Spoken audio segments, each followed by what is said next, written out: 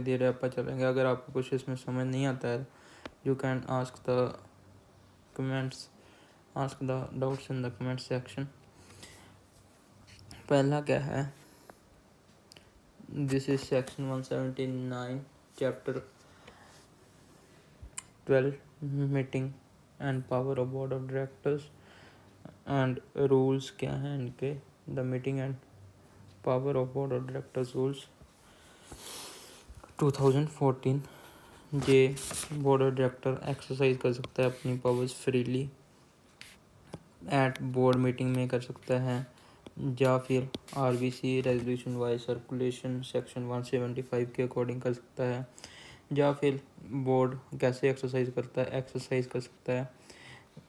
उसको कई मैटर्स ऐसे होंगे कि बोर्ड के हाथ में ही होंगे, सीधा बोर्ड मीटिंग में पास करके उसका डिसीजन ले सकता है। कई ऐसे हो गए जिस पे रिस्ट्रिक्शन लगाई गई होगी।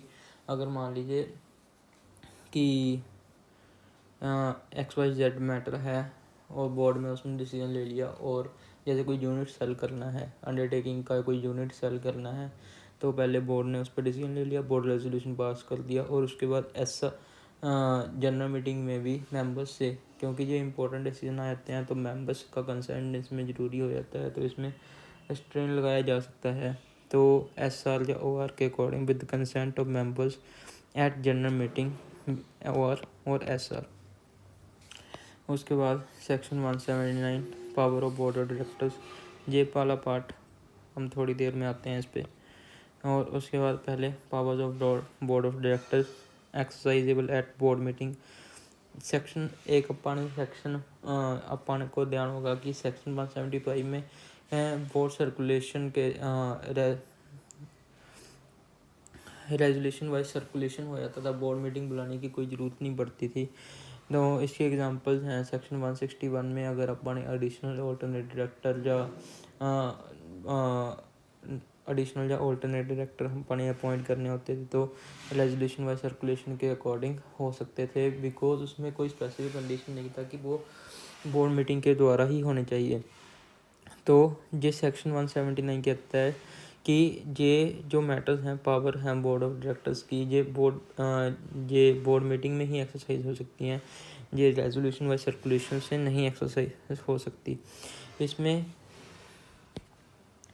अगर मैं आपको बताऊं तो section 179(3) is one of the most important section where they have given list of power, list of BOD, what they can do or what they can not do, that need to be remembered. General power क्या है? BOD is entitled to exercise all powers of company and to do all such thing as company can do. ये company अपने को पता है कि एक artificial body है which has a status of separate legal entity and company खुद से काम नहीं कर सकती, तो उसको ह्यूमन एजेंसी चाहिए काम करने के लिए। तो BOD कोई भी काम कर सकता है, all powers of company to do all such thing as company can do, and power are co-extensive, power exist, board of directors are co-exist करते हैं, because company being separate legal entity needs some human agency. अगर अपने को लगता है कि अगर board को पावर दे दी तो उसका मिसयूज़ भी हो सकता है, कई ऐसे मैटर पे आप रिस्ट्रिक्शन लगा सकते हैं बोर्ड की पावर पे, क्या लिमिटेशन लगा सकते हैं बाय एक्ट, कंपनीज एक्ट के द्वारा लिमिटेशन लगा सकते हैं, मेमोरेंडम के द्वारा जिसमें object close is supreme document of the company, articles के द्वारा लगा सकते हैं, रेगुलेशंस एट GM इसके द्वारा लगा सकते हैं।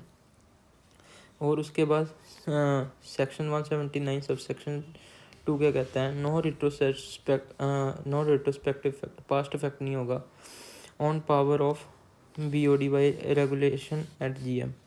पहले अपने को लगता था ये मैटर बोर्ड के हाथ में दिया, बस बोर्ड रेजोल्यूशन पास किया तो और काम चल गया। तो बाद में अपने को लगा कि ये इसके लिए मेंबर का कंसेंट ज़रूरी है, तो उसके बाद अपा ने जनरल मीटिंग में उस पर स्ट्रेन लगा दिया। तो जो पहले के मैटर्स होंगे तो उस पर कोई इफेक्ट नहीं पड़ेगा, जो आगे वाले होंगे तो उस पर इफेक्ट पड़ेगा। तो यही लिखा हुआ है, no retrospective effect past effect on power of BOD by regulation at GM. Member power to regulate कर, ये हिंदी में है, जो मेंबर्स हैं पावर टू रेगुलेट कर सकते हैं तुरंत भी, उसके बाद वाले वहाँ से प्रभाव होगा जो, परंतु नहीं जो जो डिसीजन ऑलरेडी ले चुके हैं उस पर प्रभाव नहीं होगा। Section 179 sub section 4, nothing in this section to affect rights of company in GM to impose restriction and condition on power of BOD. कोई भी सेक्शन, ये वाला सेक्शन मेंबर्स की राइट को अफेक्ट नहीं करता कि वो रिस्ट्रिक्शन या कंडीशन पावर बोर्ड की पावर पे अप्लाई ना कर पाएँ। तो जैसे example, director acting mala fide intention, having mala fide intention, having some interest in the, वो प्रॉफिट कमाना चाह रहे हैं किसी और कंपनी के लिए, मैलाफाइड इंटेंशन है उनकी। All directors are interested, section 184। एक केस है मुराक्का paints and varnishing limited versus Mohanlal. Member अपनी आपकी पावर सीज नहीं कर सकते पर आप उसे रेगुलेट कर सकते हैं। ऐसा नहीं है कि आप सारी बोर्ड की पावर्स अपने हाथ में ले लें, उसको आप रेगुलेट कर सकते हैं, उनसे छीन नहीं सकते। ये वाला केस है मुराक्का paints and varnishing limited versus Mohanlal. Section 179 sub section 3 specifies power list. ये सबसे इम्पोर्टेंट है। पहला है to make calls for unpaid money, भी कोई मनी नहीं आया, to make calls on unpaid money on shares, to make calls on unpaid money on shares. यहाँ पे सिक्योरिटीज वन नहीं लिखा, शेयर्स है CBI। जहाँ पे अगला पॉइंट है B, to authorise buyback of securities.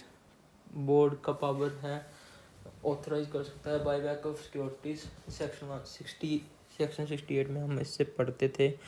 68 में इसके पास पावर है 10% of paid up equity share capital plus frees plus security premium, उसका 10% का ये बाईबैक कर सकते हैं। उसके बाद इस इशू कर सकते हैं सिक्योरिटीज़ इन इंडिया और आउटसाइड इंडिया, और बोरो कर सकते हैं, बोरो मनी, जिसमें बोरो कर सकते हैं मनी, कैश क्रेडिट ओवरड्राफ्ट, ये भी बोरिंग में आ जाते हैं। बट इसमें मेन कंडीशन ध्यान रखने वाली क्या है, but not if for day to day activity. अगर डे टू डे एक्टिविटीज़ के लिए आप पैसा ले रहे हैं then it's not called a borrowing. इसको आप सेक्शन 180 के साथ भी पढ़ेंगे। उसके बाद किसी में इन्वेस्ट करना फंड्स शेयर मार्केट में करना है, कहाँ पे करना है, तो उसका पावर भी इसके पास है। इसको भी हार्मोनियस कंस्ट्रक्शन करेंगे सेक्शन 180 और सेक्शन 186 में। 186 कहाँ पे डील करता है, लोन इन्वेस्टमेंट गारंटी में डील करता है। अगला पॉइंट है टू ग्रांट लोन्स, किसी को लोन देना या गारंटी देना, और प्रोवाइडिंग सिक्योरिटी और गारंटी। सिक्योरिटी देने को श्योरिटी भी कह देते हैं। जैसे इसको हार्मोनियस कंस्ट्रक्शन करेंगे इसका सेक्शन 185 एंड 186 के साथ। और एक पॉइंट अपन ने पहले पढ़ा था कि रेजोल्यूशन बाय सर्कुलेशन नहीं कर सकते, पर सेक्शन 8 कंपनी के लिए रेजोल्यूशन बाय सर्कुलेशन कर सकते हैं। DEF पॉइंट के लिए डी क्या था, डी लोन लेना और बोरो करना, और ई क्या था, इन्वेस्ट करना फंड्स को, और F क्या था, लोन देना किसी को। और यहाँ पे अप्रूव कर सकते हैं financial statement and board report section 134 में। टू डिवर्सिफाई बिजनेस को एक्सपेंड करना है। पहले कोल्ड ड्रिंक का बिजनेस था, अभी चिप्स कुरकुरे का करना है, तो डिवर्सिफाई करना है। और to approve amalgamation merger reconstruction, approve amalgamation को, मर्जर को, रिकन्स्ट्रक्शन को अप्रूव करना, ये भी बोर्ड के पास पावर है। और अमेलगमेशन और मर्जर में क्या डिफरेंस होता है, मर्जर 100% का company is taken over by the another company, और उसके बाद अगला पॉइंट है to take over acquire controlling substantial stake in other company. किसी कंपनी में सब्सटेंशियल स्टेक टेक ओवर कर लेना, वो भी बोर्ड के पास पावर है। सब्सटेंशियल 20% हो सकता है एसोसिएट कंपनी। कंट्रोलिंग इंटरेस्ट भी हो सकता है या सब्सटेंशियल इंटरेस्ट भी हो सकता है। एनी अदर मैटर एज भी प्रिस्क्राइब्ड रूल 8 में प्रिस्क्राइब है। The meeting and power of board of directors rule 2014 rule 8 में 3 पावर हैं। पी की आई इसकी एक और की है छोटी सी, इसको जार करने के लिए। To make political contribution donation section 182 के अकॉर्डिंग टू अपॉइंट और remove of K M P पर 251 में पढ़ते हैं, और ये आप आगे जाके चैप्टर 30 में पढ़ेंगे इसको। और to appoint internal auditor secretary auditor CS 204 section में पढ़ेंगे, और इंटरनल ऑडिटर सेक्शन 138 में पढ़ेंगे। और ये हमारी ये पावर्स हो गई ख़त्म। एक बार फिर से रिवाइज करते हैं। कॉल अनपेड शेयर्स का कॉल करना, मनी को कॉल करना, अनपेड मनी को शेयर की अनपेड मनी को कॉल करना, बायबैक ऑफ सिक्योरिटीज़ को अप्रूव करना, ऑथराइज करना, और इशू करना सिक्योरिटीज़ इन इंडिया और आउटसाइड इंडिया।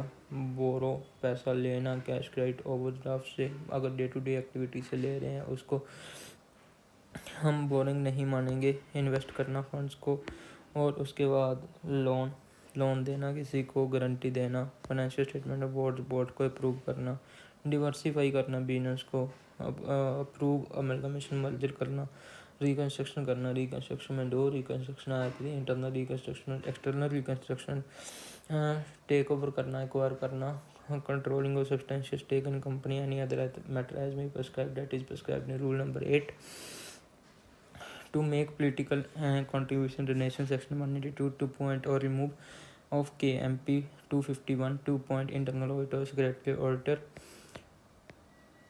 ये हमारी सारी पावर्स हो गई। उसके बाद डेलीगेशन ऑफ पावर्स विच ये डेलीगेट भी कर सकते हैं पावर्स को।